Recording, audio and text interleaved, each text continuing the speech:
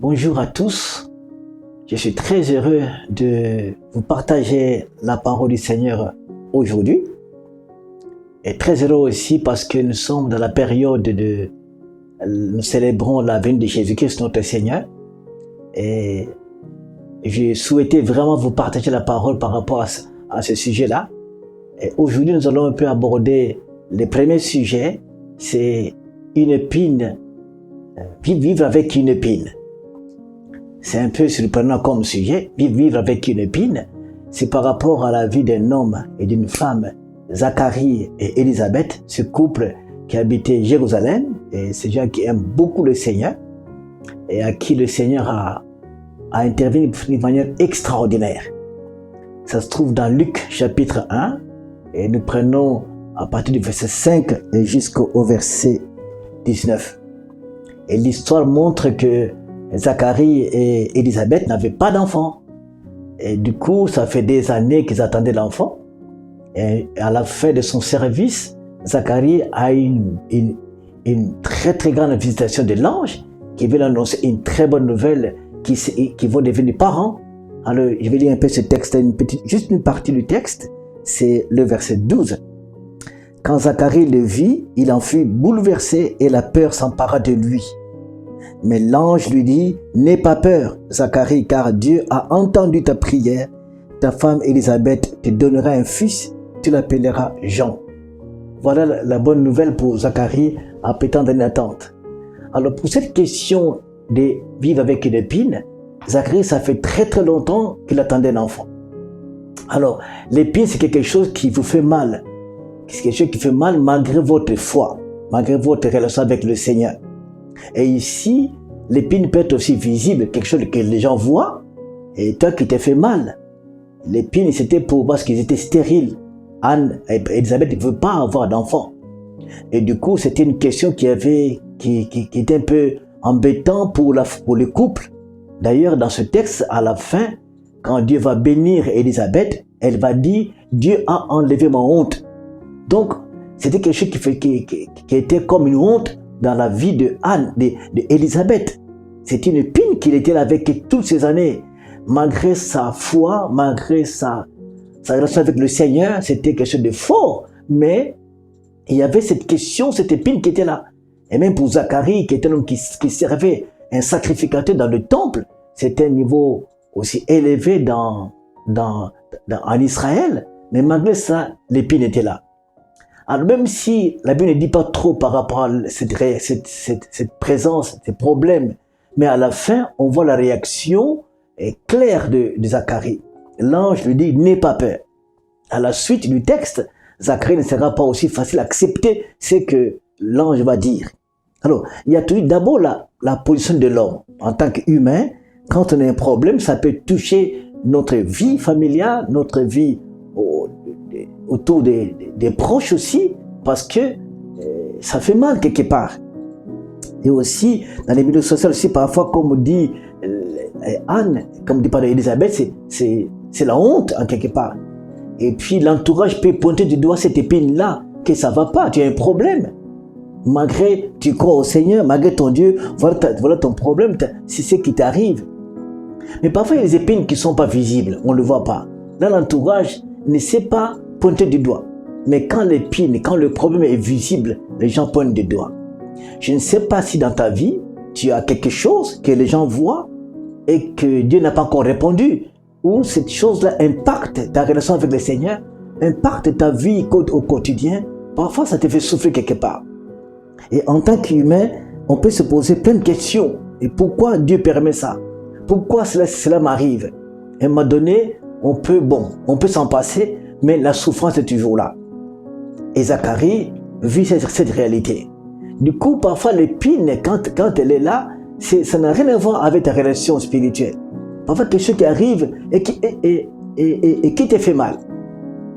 Il y a aussi le cas de Paul, il avait une écharde, et lui, c'est quelque chose qui n'était pas bon pour lui. Il a même prié le Seigneur pour ça. Il voulait que Dieu puisse le délivrer de cela. Mais vous connaissez la suite, Dieu n'a pas enlevé l'épine, pour les raisons qu'on va parler plus tard.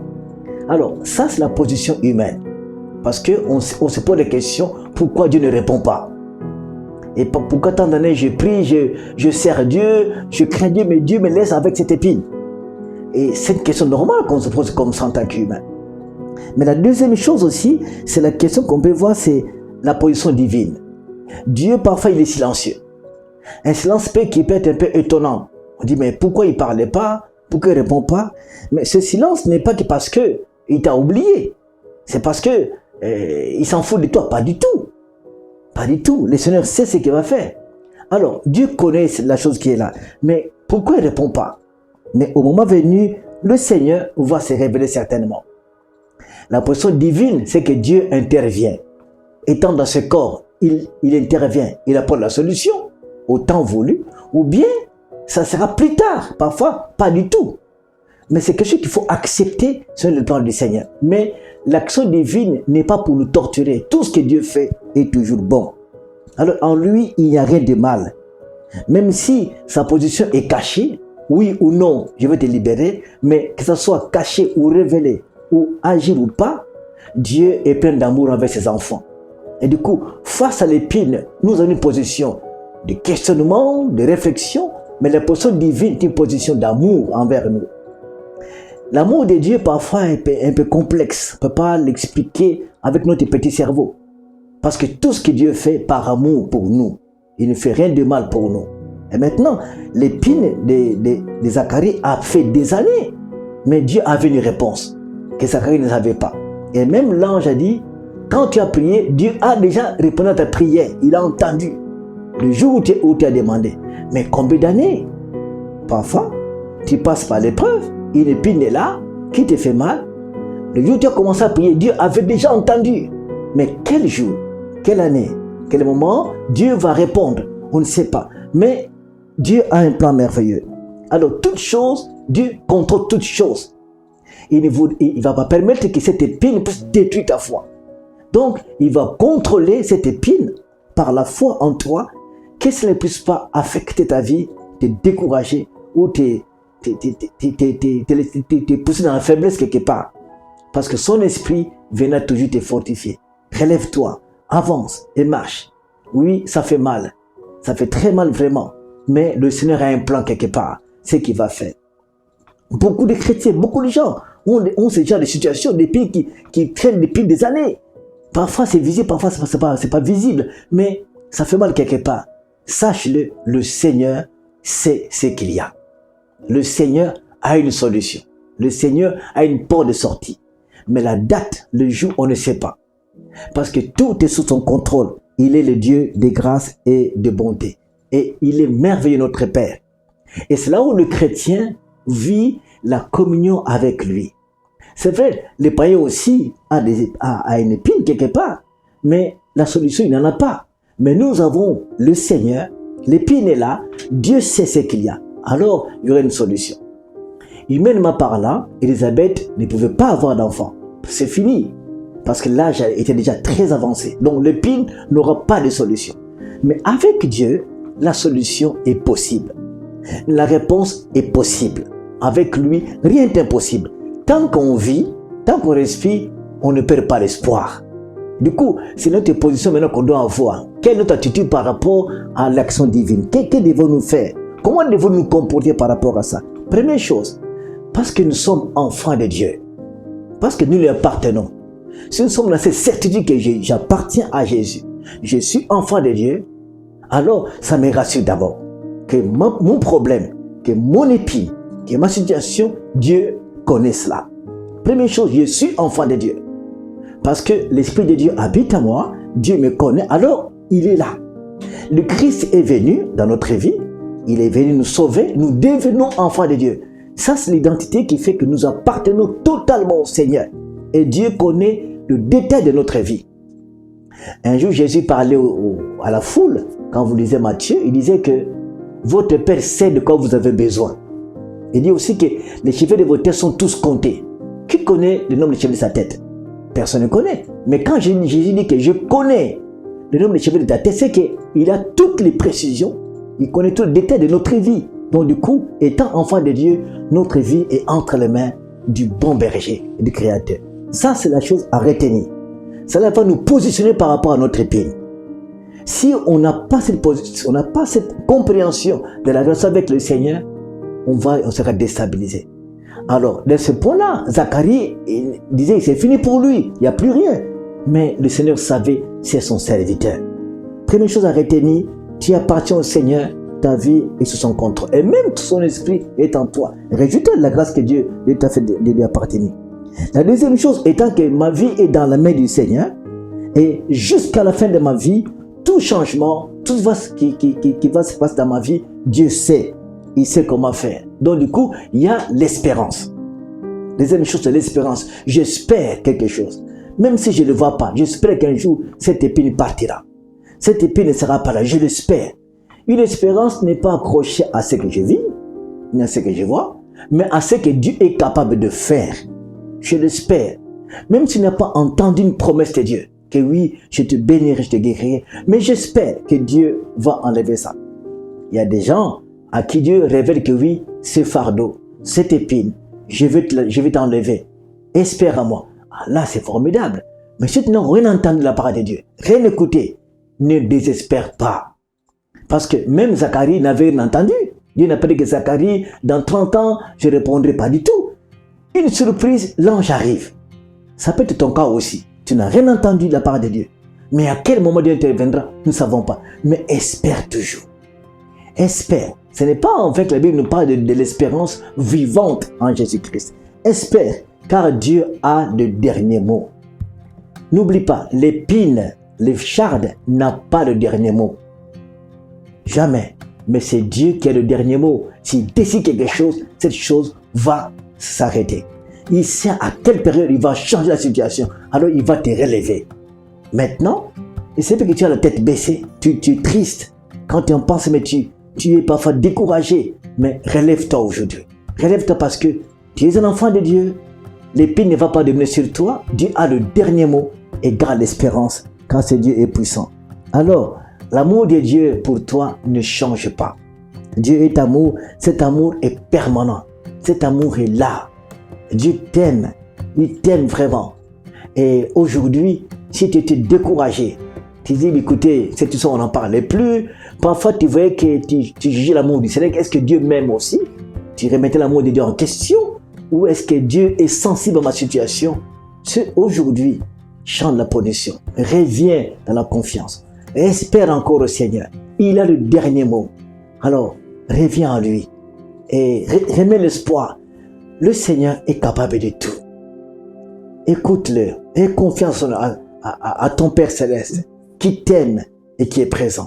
Alors, aujourd'hui, nous voulons déposer, non pas l'épine, mais ton cœur. Car l'épine est là. Déposer le cœur entre les mains du Seigneur, que Seigneur, voici mon cœur. Voici ma position. Voici mon regard par rapport à l'épine. Aujourd'hui, je reviens vers toi pour changer de position. Alors, tu t'en occupes de mon épine. À la fin du récit, quand l'ange est venu, il parle à Zacharie. Zacharie pose des questions.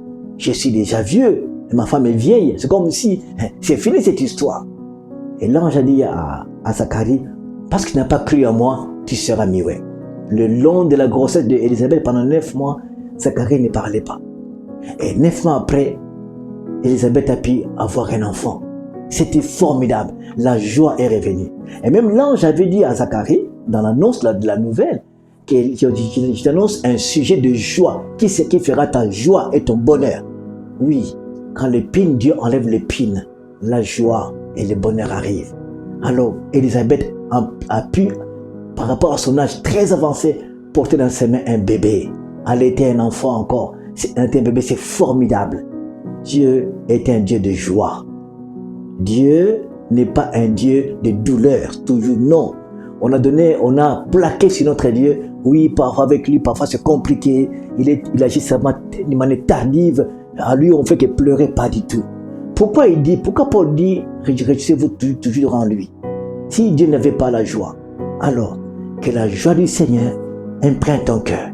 Attends les moments. Nous allons prier pour ça ce soir. Je ne sais pas quelle est cette écharde, quelle est cette épine qui te ronge, ça fait tant d'années. Mais nous voulons ce soir, par la foi que tu as, par la relation que tu as avec le Seigneur, que le Christ intervienne et qu'il change les choses. Il a le dernier mot. Alors espère en lui. Amen. Prie avec moi en ce moment. Père, je te remercie pour cette parole aujourd'hui.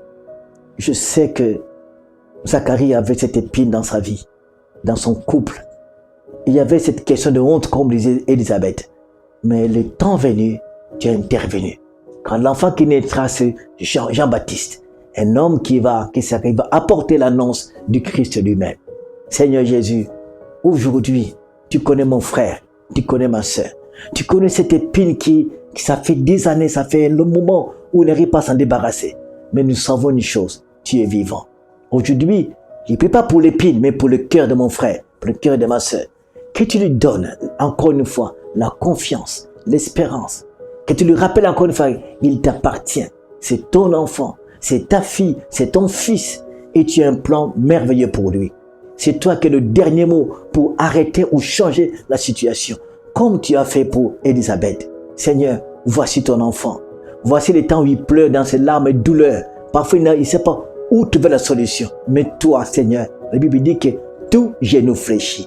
Toute épine devant toi fléchit. Il y a une solution. Seigneur, par ton esprit, interviens. Que celui ou celle qui passe par ce temps difficile, Seigneur, nous te prions. Manifeste-toi et ton nom sera glorifié. À la fin, Élisabeth avait la joie. Fais que la joie vienne dans la vie de ton enfant. Fais que la paix remplisse son cœur. Et par la grâce en Jésus-Christ, interviens, Père, pour ta gloire. Merci, Saint-Esprit, d'agir dans le cœur de tes enfants qui espèrent encore en toi. Que leur espérance reste ferme. Que rien de ce monde ne puisse encore les affaiblir et qu'ils tiennent ferme. Merci, Père, pour cette parole. Merci pour ton enfant, que tu renouvelles sa force, sa joie et de continuer à marcher et que Dieu le bénira abondamment. Gloire à toi, les bons bergers, qui n'abandonnent jamais ses brebis. À toi la gloire, Père, la louange, pour tout ce que tu feras pour ton fils, pour ta fille, parce que tu es vivant. Et ton nom sera encore élevé et glorifié à jamais. Père, nous te prions ainsi, simplement, au nom de Jésus, notre Seigneur et Sauveur. Amen. Que Dieu puisse te bénir. Merci.